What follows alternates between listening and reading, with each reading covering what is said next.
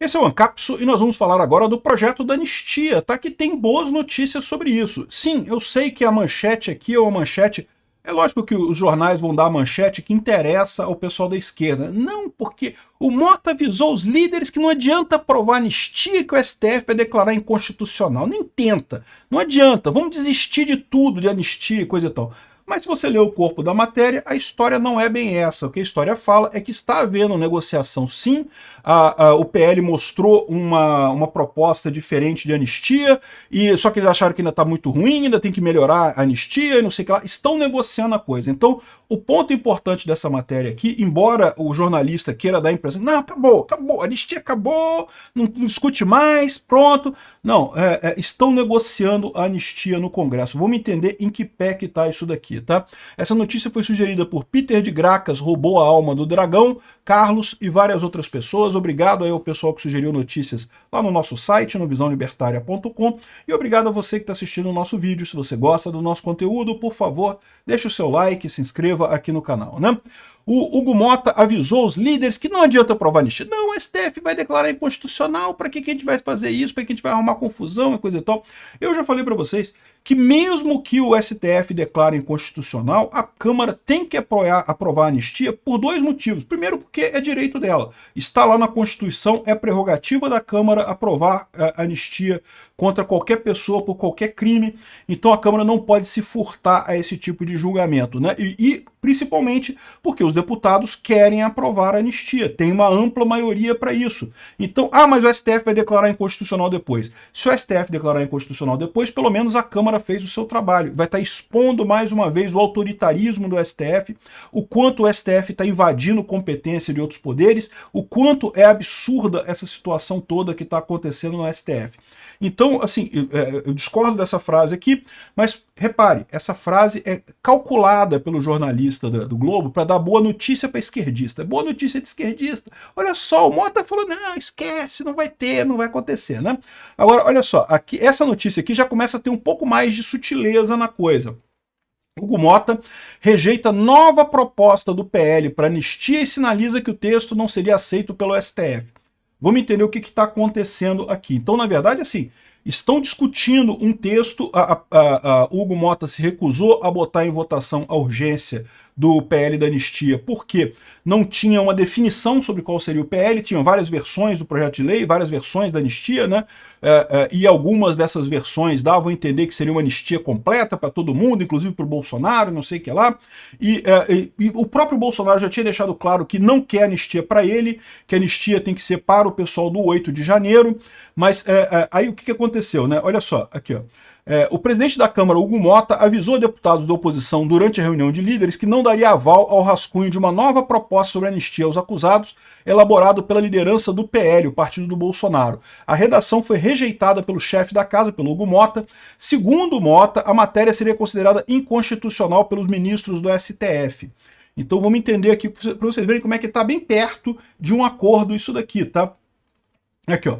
O Globo teve acesso ao rascunho do PL com 3 artigos, que teve anuência de Bolsonaro. O primeiro item da matéria prevê anistia apenas para aqueles que participaram das manifestações no 8 de janeiro, o que excluiria manifestantes, participantes intelectuais, financiadores e o próprio Bolsonaro.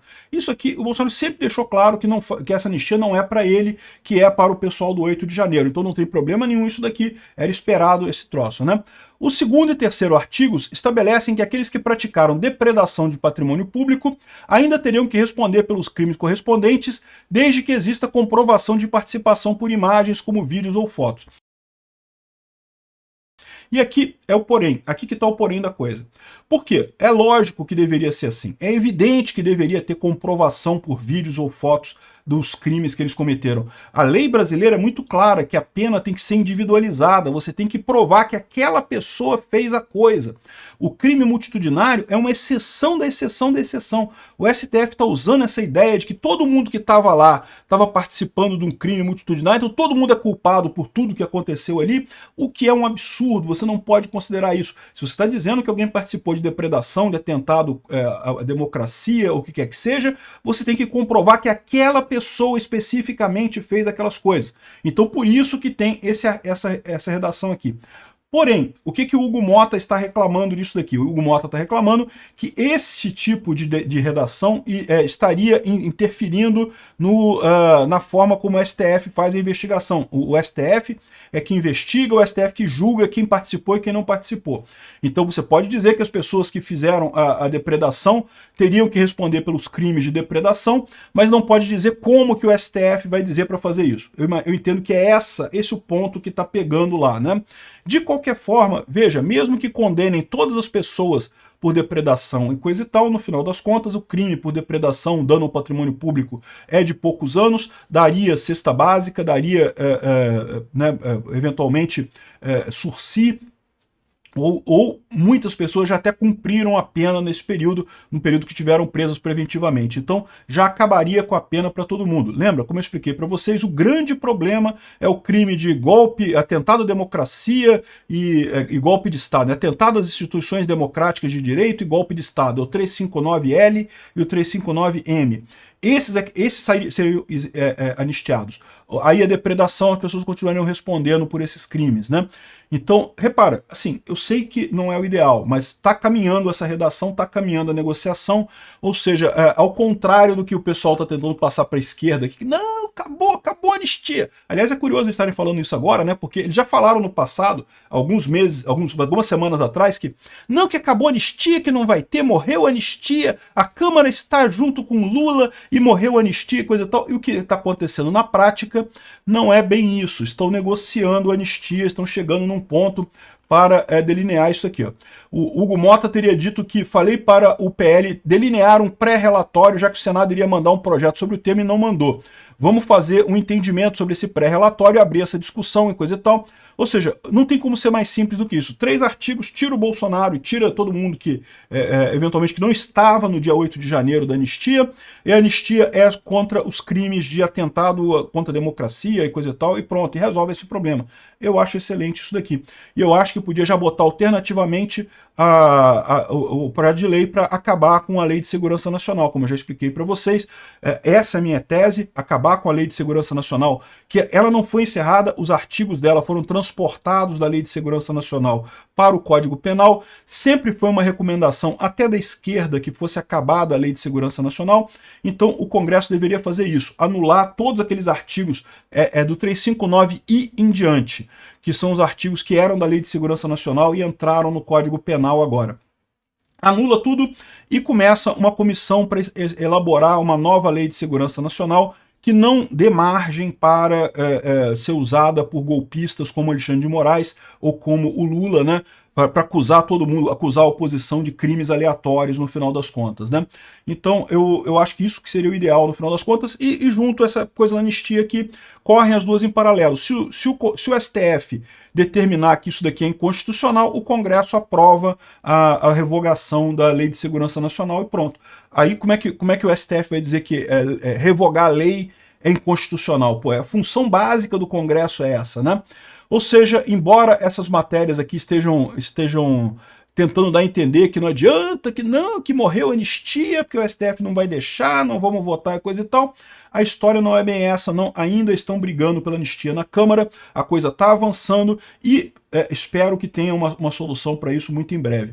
É importante ter uma solução em breve, tá? Porque, como eu falei para vocês, é uma corrida, o que está acontecendo é uma corrida. O pessoal do STF está correndo para tentar condenar Bolsonaro. Depois que eles condenarem Bolsonaro, vocês vão ver, eles não estão nem aí para o resto do pessoal lá do 8 de janeiro, eles vão liberar todo mundo e coisa e tal. O que eles querem é chegar a Bolsonaro. O que eles acham, eles não querem anistia antes, porque eles acham que isso vai enfraquecer o julgamento contra o Bolsonaro.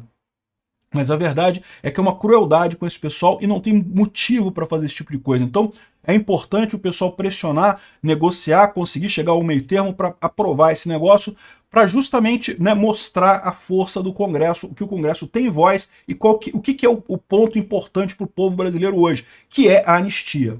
É lógico, isso aqui também mostra que o Hugo Mota é um covarde do caralho, ele tá morrendo de medo do STF, né? Eu imagino que aquela briga que ele teve lá do processo do ramagem, o pessoal do STF deve ter dado uma comida no cu dele e ele tá todo dolorido, não tá nem conseguindo sentar, né? Sim, o Hugo Mota é um idiota.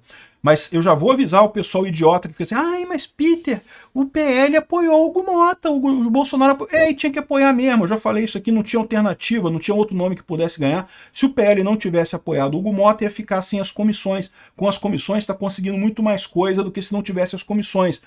O Hugo Mota iria ganhar de qualquer forma, mesma coisa o Alcolumbre. O pessoal fica com essa ilusão de que, ai, mas tá vendo como é que o Bolsonaro é centrão, votou... Todo mundo votou no Hugo Mota. O Hugo Mota ia ganhar de qualquer forma. Não tem alternativa. Então deixem de ser idiotas e me poupem nesses comentários de merda.